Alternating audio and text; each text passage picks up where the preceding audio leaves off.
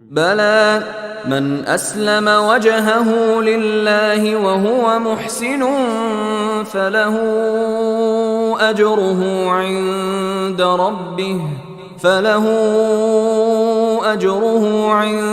ربه ولا خوف عليهم ولا هم يحزنون হ্যাঁ, যে ব্যক্তি নিজেকে আল্লাহর উদ্দেশ্যে সমর্পণ করেছে এবং সে সৎকর্মশীল বটে, তার জন্য পালনকর্তার কাছে পুরস্কার রয়েছে।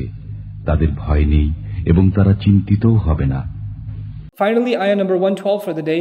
Bala man aslama wajhahu lillahi wa huwa muhsinun. However, rather, on the contrary, not anyone just enters paradise, the one who submits his face before Allah. Allah didn't just even say that he's Muslim. Man kana musliman. He says, man aslama wajhahu lillahi. Who submitted his face to Allah.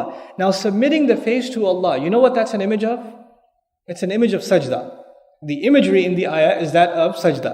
And what had happened among many branches of al-Yahud wa Nasara is, of the ibadat that they had abandoned was which one? They had abandoned sajda. They had abandoned sajda.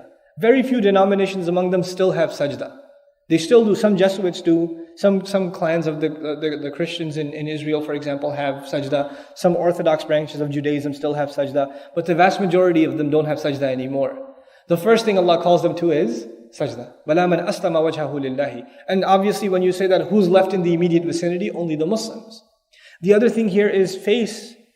The face in Arabic expression is an image of pride. Your pride lies in your face. So for example, when you're humiliated, iswadda al-wujuh, iswaddat al-wujuh, the faces became black. What that means is people were humiliated.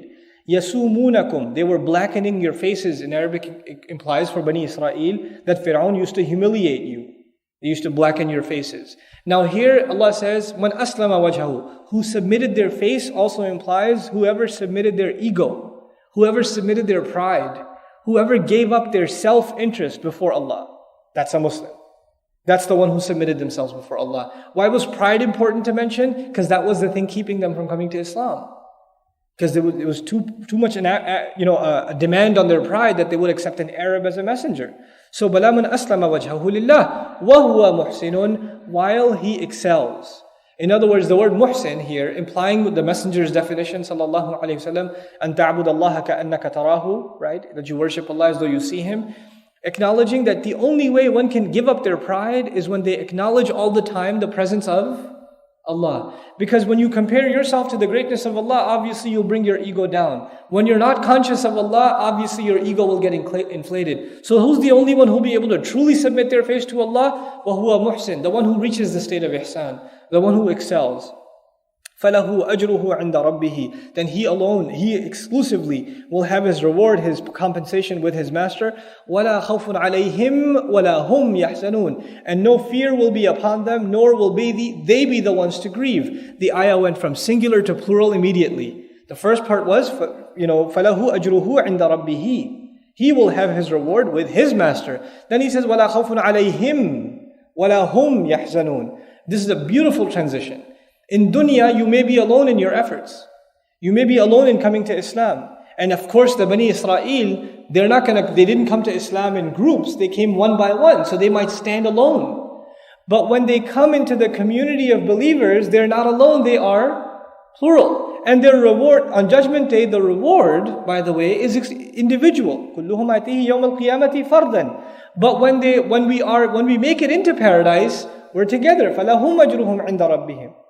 وَلَا خَوْفٌ عَلَيْهِمْ, here he says, لَا خَوْفٌ عَلَيْهِمْ وَلَا هُمْ يَحْزَنُونَ. And he alludes at the end, and I'll conclude with that, وَلَا هُمْ يَحْزَنُونَ, they won't be the ones to grieve. The hum here is used in Arabic, it's a principle called al-ithbat ala ghayr al-fa'il.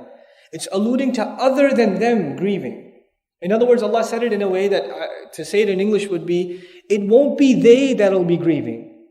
In parentheses, it's like Allah is saying, but anyone other than them will in fact be grieving.